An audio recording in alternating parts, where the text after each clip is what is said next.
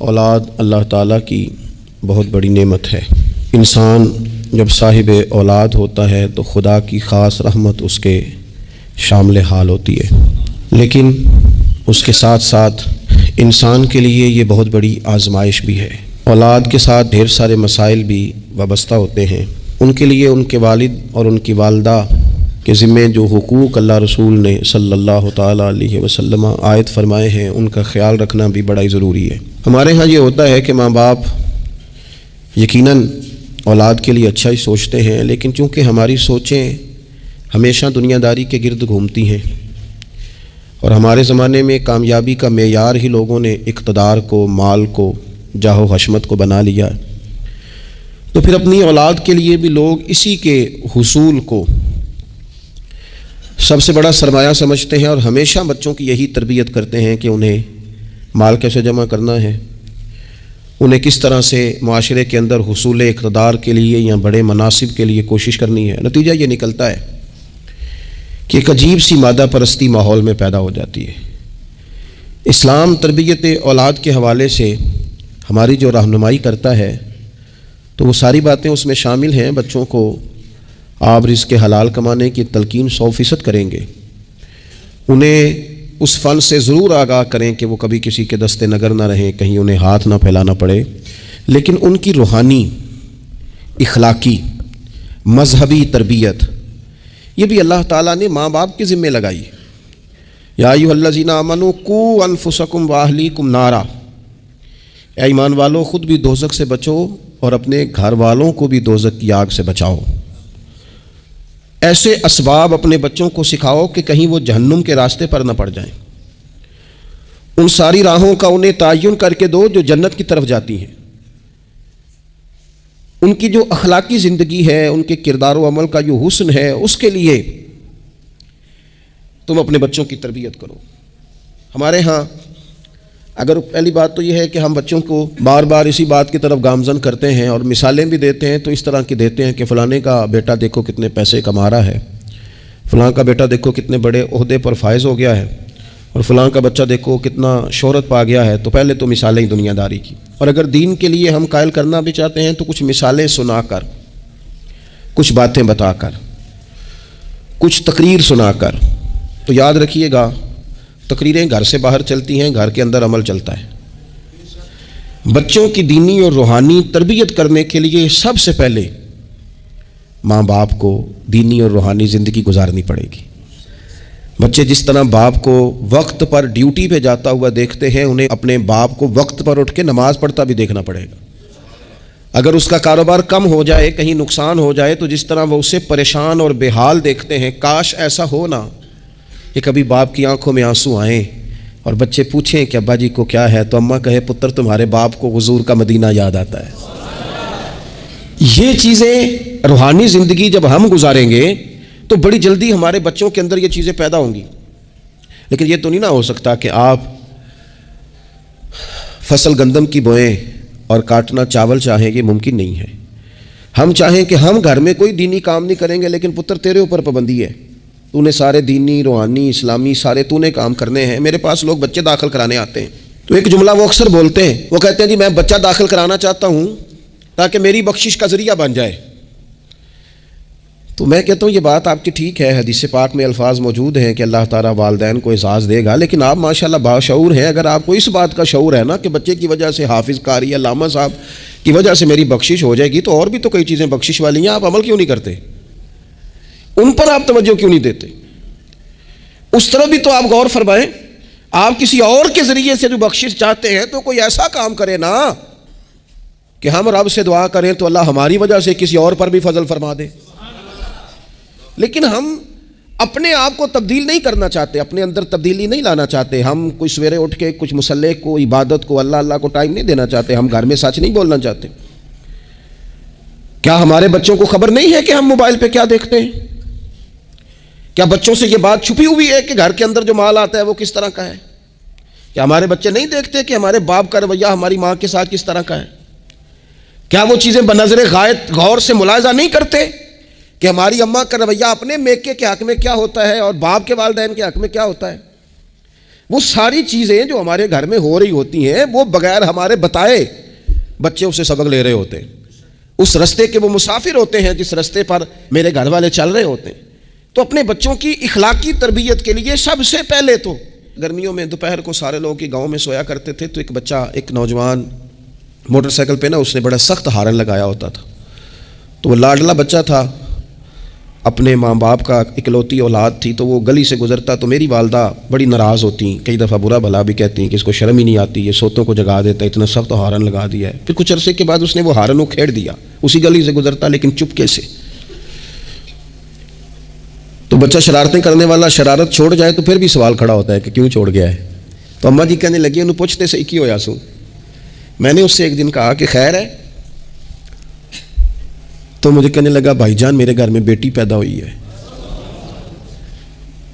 تو میری والدہ نے مینوں تھبکی دے کے کہ پتر ہے ہارن لا چھڑ, تیاں دے پیو انج دے کام نہیں کرتے. میں اب صاحب اولاد ہوں, تو اگر میرا کردار اس طرح کا ہوگا تو پھر لہجہ کیا ہوگا.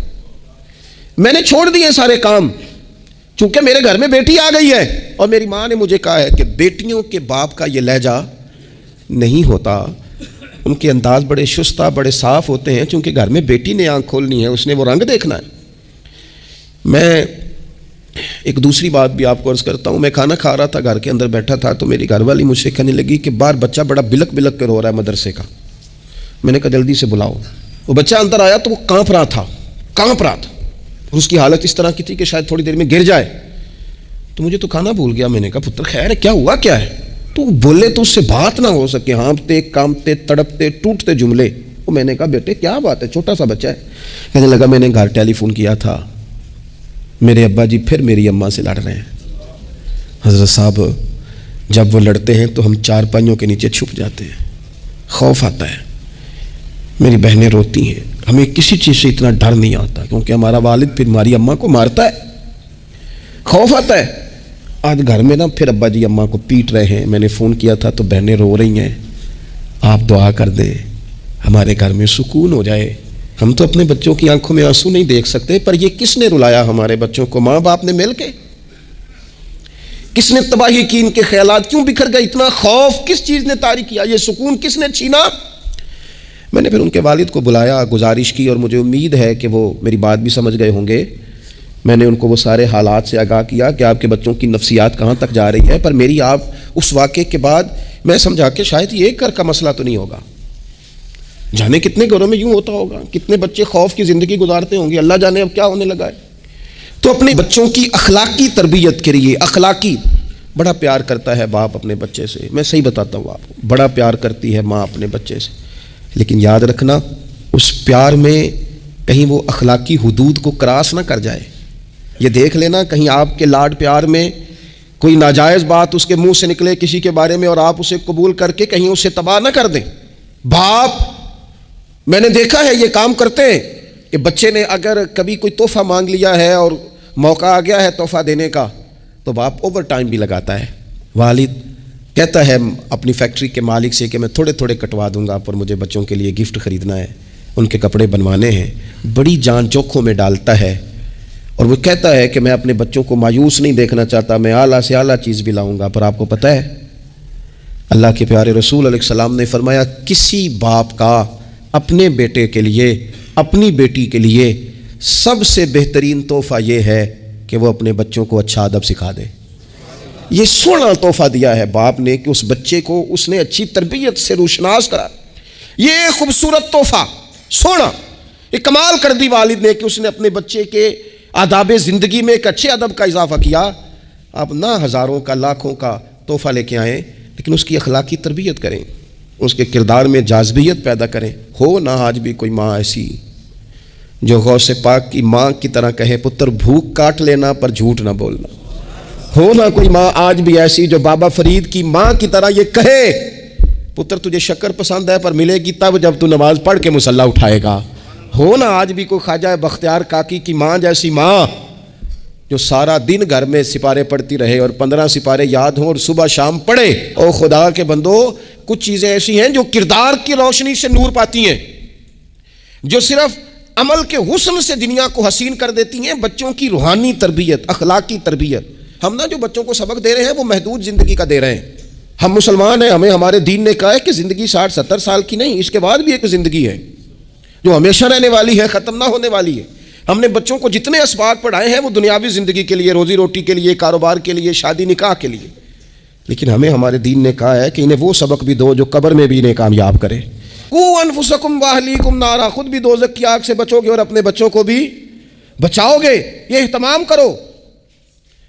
تو وہ خاص خوبصورتی جو ہمارے دین نے کہا ہے کہ ان کی اخروی زندگی میں ان کے کام آئے. دیکھیں نا, نبی پاک صلی اللہ تعالیٰ علیہ وسلم نے 3 چیزیں ہمارے ذمے لگائیں. فرمایا اپنی اولاد کو سکھاؤ.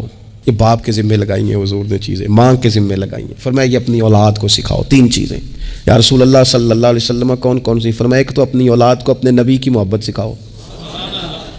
اس کا مطلب ہے ابا کو نعت پڑھنی چاہیے نا, اس کا مطلب ہے اماں کو نعت آنی چاہیے نا, اس کا مطلب ہے حضور کے قصیدے یاد ہونے چاہیے نا, اس کا مطلب ہے نا کبھی بازو تھام کے باپ کا ہے نا پتر چل آج فلان جگہ تجھے لے جاؤ, وہاں مدینے والے کی باتیں ہوں گی. اس کا مطلب ہے کہ اسے باپ کو ان سارے رستوں کا تعین تو بیٹے کا بازو تھام کے اسے کتنی جگہوں پہ لے گیا ہے.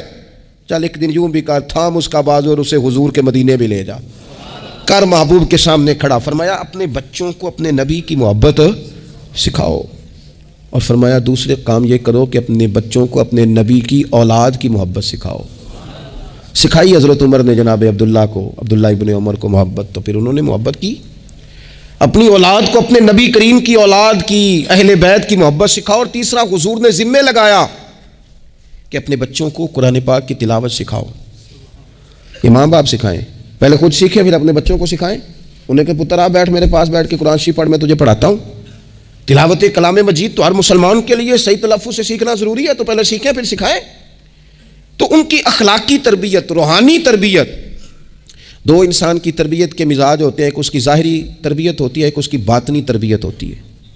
اس کے ظاہر کا بھی خیال کریں. نبی پاک علیہ السلام کے سامنے ایک بچہ کھانا کھا رہا تھا تو جہاں سے مرضی کھا رہا تھا, تو اللہ کے پیارے رسول صلی اللہ تعالیٰ علیہ وسلم نے فرمایا سیدھے ہاتھ سے کھاؤ اور اپنی سائڈ سے کھاؤ, اللہ تمہیں برکت عطا کرے گا. بچوں کو اخلاق کا, آداب کا طریقہ بھی بتایا جائے. ہمارے ہاں نا شادی سے واپس آ کر, محفل سے واپس آ کر بچوں کو ڈانٹا جاتا ہے کہ آج تو آپ نے بڑی انسلٹ کرا دی, آپ کو روٹی نہیں کھانی آئی. تو بھئی یہ بچوں کو آپ ڈانٹے نہیں, یہ تو آپ کو چاہیے تھا کہ اس سے پہلے سکھایا جاتا کہ کھانا کیسے ہے, بیٹھنا کیسے ہے, جانا کیسے ہے, کسی سے سلام کلام کیسے کرنا ہے. یہ ڈانٹنے کی بات ہے؟ یا استاد کو چاہیے تھا کہ اپنی کارکردگی پر غور کرتا, بجائے اس کے کہ اپنی کارکردگی کو دہرایا جائے. الٹا آپ اس شخص کو ڈانٹ رہے ہیں جو زیر تربیت ہے. اور پھر بعض اوقات یہ ہوتا ہے کہ بچوں کو اس طرح ڈانٹا جاتا ہے, ہمارے صوفیاء نے لکھا ہے جب بچے پہ غصہ آئے تب اسے سزا نہیں دینی, ایک دن بعد سزا دو یا کچھ گھنٹوں کے بعد, اس لیے کہ غصے میں جو سزائیں دی جاتی ہیں وہ حد سے کراس کر جاتی ہیں. بچوں کو مناسب انداز میں سزا دینا بھی شریعت میں موجود ہے. سب سے زیادہ حضور پیار کرتے ہیں امت سے, لیکن نبی پاک صلی اللہ تعالیٰ علیہ وسلم نے فرمایا 7 سال کے بچے کو نماز کا کہو اور 10 سال کا نہ پڑھے تو سزا دو. اسے مناسب حد تک تنبیہ کرو, سزا دے کے بھی پڑھاؤ, چونکہ عمر ایسی ہوتی ہے آپ کو فصل کو پانی بھی دینا پڑتا ہے اور جڑی بوٹی کو کاٹنا بھی پڑتا ہے. اب کو بندہ کہ نہیں میں بڑے مہربان طبیعت کا مالک ہوں جی, میں جڑی بوٹی کیسے کاٹوں؟ تو بھائی جڑی بوٹی کو کاٹنا بھی فصل سے پیار ہی ہے, اس پر بھی توجہ ہونا چاہیے. ایک مناسب مقدار میں آپ کسی چیز کو بھی رکھیں, افراط اور تفریط سے پاک. بچے کو مناسب حد تک آپ تنبیہ کریں, اس کی ظاہری باطنی تربیت پر توجہ دیں. حضرت عمر بن عبدالعزیز رحمۃ اللہ علیہ کے والد مصر میں ہوتے تھے, اور جناب عمر بن عبدالعزیز حضرت صالح بن کسان رحمۃ اللہ علیہ کے محدث تھے, ان کے پاس مدینہ طیبہ میں تعلیم حاصل کرتے تھے. تو آپ نے اپنے استاد صاحب کے پیچھے عصر کی نماز پڑھی تو 1 رکعت آپ کی لیٹ تھی, اٹھ کے آپ نے نماز پوری کی. تو حضرت صالح بن کسان محدث تھے, عالم تھے, حدیث پاک کو جاننے والے. وہ حضرت عمر بن عبدالعزیز سے کہہ رہے ہیں بچپن ہے اور والد مصر میں. انہوں نے پوچھا بیٹا کہاں تھے نماز میں؟ 1 رکعت میں میں نے دیکھا کہ آپ نے دیر سے نماز پڑھی ہے. تو عرض کرنے لگے میں نا حضور کنگھی کر رہا تھا. بعض بچے آئینے کے سامنے کھڑے رہتے ہیں, پھر بڑی بڑی دیر ہی کھڑے رہتے ہیں. کنگھی کر رہا تھا تو ذرا دیر ہو گئی. حضرت صالح بن کسان رحمۃ اللہ علیہ نے ان کے والد کو مصر میں خط لکھا. فرمانے لگے جوانی بھی ہے, موقع بھی ہے, فرصت بھی ہے, اور ابھی بھی آپ کا بیٹا جماعت سے نماز نہیں پڑھتا. مصر میں خط گیا. آج جب میں نے پوچھا ہے تو اس نے کہا میں کنگھی کر رہا تھا. اتنے معمولی سے کام کے لیے اس نے تکبیر اولیٰ چھوڑ دی. اب وہاں مصر میں بیٹھے والد نے یہ نہیں کہا کہ مولوی صاحب آہستہ آہستہ ٹھیک ہو جائے گا, آپ کو کیا ہو گیا ہے؟ کوئی بات ہے کرنے والی؟ انہوں نے وہاں سے گھوڑے پہ بندہ دوڑایا، بندہ مدینہ طیبہ آیا، اس نے کہا جاتے ہی عمر بن عبدالعزیز کو لے جانا حجام کے پاس اور اس کے سارے بال اتروا دینا، اور اسے کہنا پتر جن بالوں کی وجہ سے نماز رہ جائے ان بالوں کو سر پہ نہیں رہنا چاہیے، تیری جماعت کی رکعت رہ گئی پتر، اتنا بڑا کام، اللہ کے حضور حاضری کا موقع تھا۔ پھر اس کا رزلٹ کیا نکلا؟ حضرت عمر بن عبدالعزیز بادشاہ بنے، 39 سال عمر میں انہوں نے پوری امت کو خیر سے بھر دیا۔ حشام بن عبد الملک کے بھی 11 بیٹے تھے، جناب عمر بن عبدالعزیز کے بھی 11 بیٹے تھے۔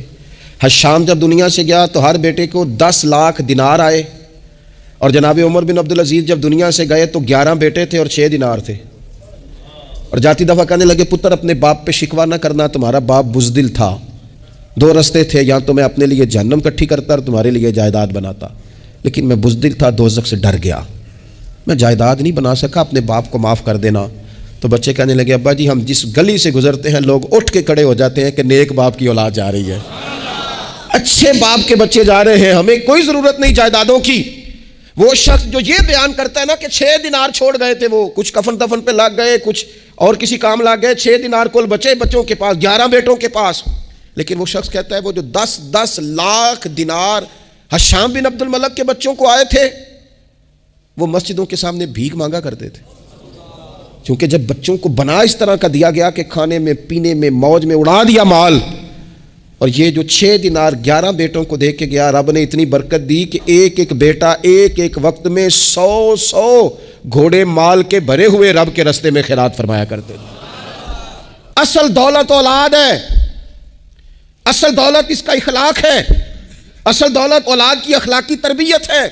ایسا نہ ہو کہ مال کمانے کے چکر میں اصل دولت سے ہاتھ دھو بیٹھے، ایسا نہ ہو کہ بینک پیسوں سے بھر جائے اور ہماری اولاد ہاتھوں سے نکل جائے، ایسا نہ ہو کہ ہم نے یاروں کو ٹائم دے دے کے تو بڑی دور نکل گئے ہم، لیکن ہمارے بچے کے ذہن میں چند سوالات تھے، ہم انہیں مطمئن نہیں کر سکے، ہم نے نوکروں کے ذمہ ڈال دیا، فلانے کے ذمہ ڈال دیا، چچا کے ذمہ ڈال دیا، وقت نہیں دیا، ٹائم نہیں دیا۔ کائنات میں سب سے مصروف زندگی رسول کریم کی ہے، اور حضور تو انہیں کندھوں پر بھی بٹھایا کرتے تھے، نماز میں بھی بچے ساتھ آ جاتے تھے اپنی، اور پھر بچوں کو احساس دلائیں کہ سب انسان برابر ہیں، انہیں تقوی کا درس دیں۔ آپ نے ناراض نہیں ہونا، امیروں کے بچوں کو یہ سبق دیا جاتا ہے کہ تہاڈا سٹیٹس نہیں ہو تسی فلانے نال کھیڈن ڈے سو۔ حضرت عمر کے زمانے میں ایک گورنر کے بیٹے نے ایک غریب کے بیٹے کو مارا تھا، تو حضرت عمر نے نا گورنر صاحب کو معزول کر کے اونٹ چرانے پہ لگا دیا۔ لوگوں نے کہا ابے کا کیا قصور ہے؟ فرمانے لگے اس کا بھی تو قصور ہے نا، اسی نے تو اسے بتایا ہے کہ تو گورنر کا پتر ہے، اگر وہ بتاتا کہ بیٹا قانون سب کے لیے ایک جیسا ہے تو یہ کام نہ ہوتا، چھوڑ دو امی اور چودھری کی تقسیم، تمہاری اولادیں بچ جائیں گی، چھوڑ دو امیر اور غریب کا فرق، بچے متقی اور پرہیزگار ہو جائیں گے، چھوڑ دو یہ سٹیٹس کا دھندا، تمہاری اولاد کے دل سے کبر اور تکبر نکل جائے گا۔ محبوب نے یہ فرق مٹا کے ہمیں بتایا ہے کہ اخلاق حسن ہے، کردار معیار ہے، تمہارے اندر اگر تقوی کی دولت آتی ہے تو یہ اصل اعزاز ہے۔ خوش قسمت ہے وہ باپ جس کو کوئی آ کے کہے کہ تیرے بیٹے کو نماز پڑھتے دیکھا ہے۔ میں نے ایک جگہ نا ایک تراویح پڑھی تو میرے ساتھ ایک صاحب تراویح پڑھ رہے تھے، وہ روتے جا رہے ہیں، تو میں یہ سمجھا کہ شاید ان کو قرآن مجید کی سمجھ آ رہی ہے، چلے تھوڑا بہت میں بھی طالب علم ہوں قرآن پاک کا، تو میں نے کہا ایسی آیات تو نہیں ہے اتنا رونے والی، لیکن بہت ہی رو رہے ہیں۔ تو 2 رکعتوں کے بعد میں نے ان سے کہا کہ اب تو آپ کی کیفیت وہاں چلی گئی ہے کہ نماز میں اتنی آواز نکلنی نہیں چاہیے، کیا مسئلہ ہے؟ تو کہنے لگے حضرت صاحب میرا پتر پہ تراویح پڑھانا ہے۔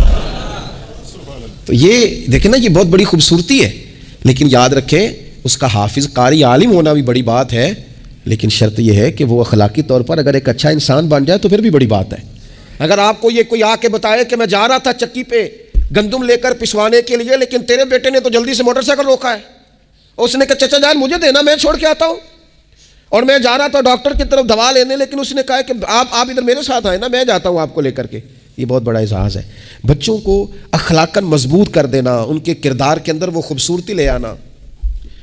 میں بڑے درد سے آپ سے عرض کروں، ہم اپنی اولاد کی تکلیف نہیں دے سکتے، دیکھی نہیں جاتی، کیسے دیکھیں گے؟